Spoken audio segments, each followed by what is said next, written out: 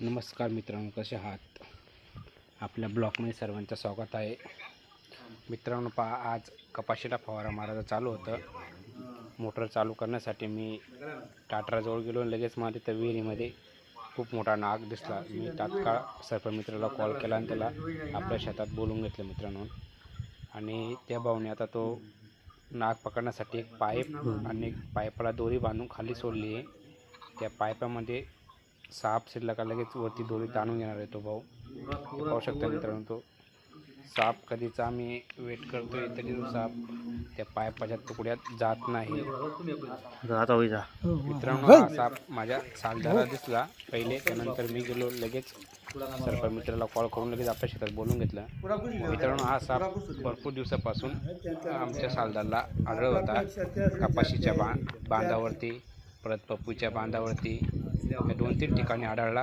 आणि मागं तर आमचा सालदार चारा कापाय गेला, तिथं त्याचा पाय पडला. तो बिचारा वाचला, नाही तर त्याचं तिथंच कान करून दिलं असतं ह्या सापाने.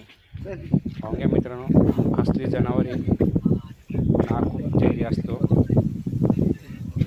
आज चला म्हटलं, आज आपल्या शेतामध्ये कपाशाने फवारा मारून तिथे गेलो तर एवढा मोठा नाग दिसला आम्हाला.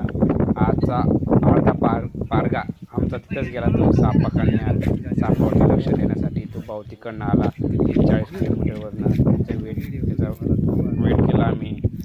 सापाला कुठं जाऊ दिला नाही, त्या सापावरती लक्ष द्यायचं. पाहून घ्या मित्रांनो, कसा साप आहे, कसा करतोय तो. पा मित्रांनो, येत नाही येणार साप. पा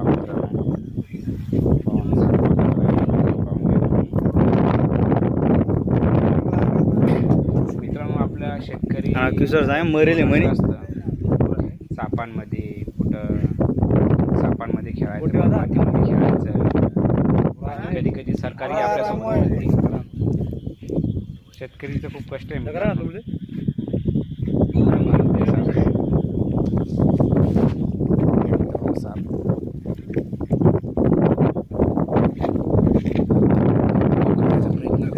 त्याला पकडून तिकडं फारेस्टमध्ये सोडून देणार आहे.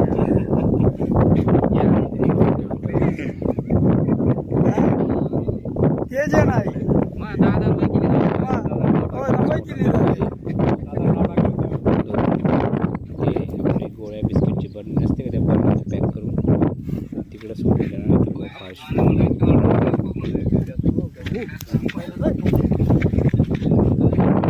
आपल्या चॅनलला लाईक करा.